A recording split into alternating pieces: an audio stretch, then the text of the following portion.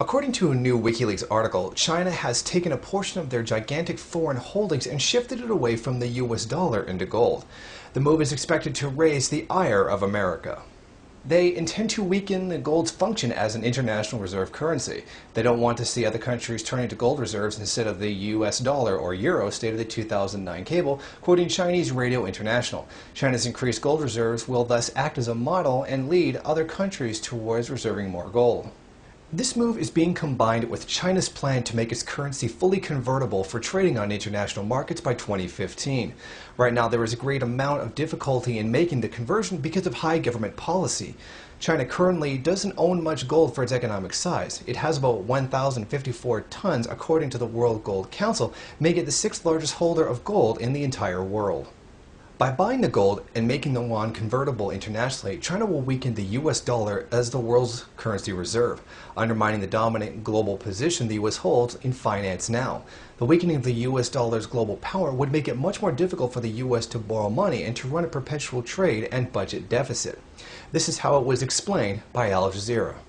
As a reserve currency, the US dollar is the default for international transactions.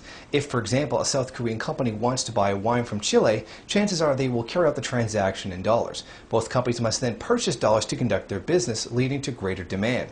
The value of global commodities such as oil is also generally demarcated in US dollars. Being a reserve currency allows the U.S. to borrow at low interest rates as central banks around the world are eager to buy U.S. government debt. Any country that can finance its expenditures by printing money or selling bonds is essentially getting a free lunch. If China takes even a portion of America's position as the world reserve currency, it would have tremendous effects on the U.S. debt held by foreign countries.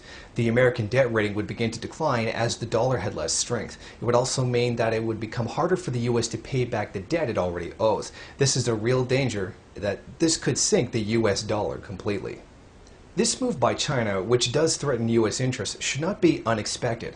After all, they do hold $3 trillion US dollars in reserve, according to Xinhua news agency, and $1.2 trillion of US government debt as of June 30th, 2011, according to the San Francisco Chronicle.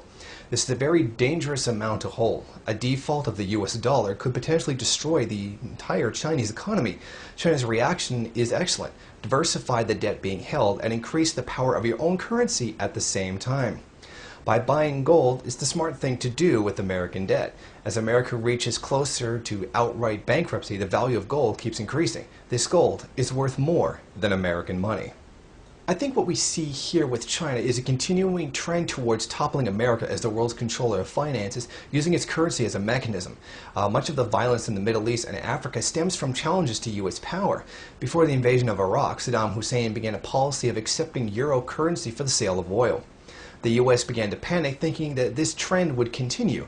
They had to stop the Organization of Petroleum Exporting Countries from following the Ba'athist Iraq's lead to overthrowing the oppressive dominance of the U.S. dollar currency.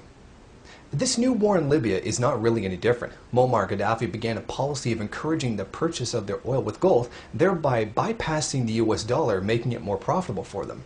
The African Union, on the advice of Gaddafi, began looking into their own currency for trade, one that would be based on a gold Libyan dinar currency. This is what caused the US to invade Libya using the so-called rebels. The Europeans, however, did not want to be left out of any future profits to be made, thus they joined in. The Third World, particularly the Middle East and Africa, are beginning to challenge the authority and domination of U.S. imperialism. These peoples know that the only path to liberation is to throw off the shackles of First World exploitation by the U.S. China no doubt sees this trend and is making their own play for world reserve currency.